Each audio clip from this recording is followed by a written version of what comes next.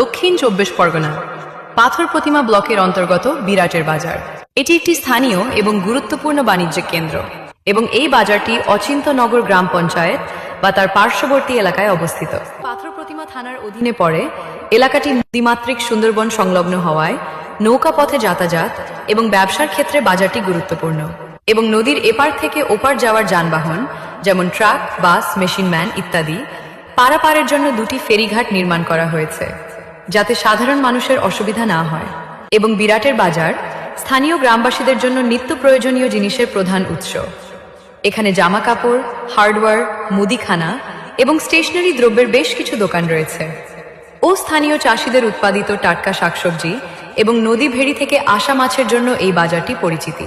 সপ্তাহে নির্দিষ্ট দিনে এখানে বড় হাট বসে, তবে প্রতিদিনের কেনাকাটার জন্য খুবই নির্ভরযোগ্য এবং পাথর প্রতিমার অন্যান্য এলাকা থেকে টোটো, অটো বা ভেনরিক্সার মাধ্যমে এই বিরাটের বাজারে সহজে পৌঁছানো যায়।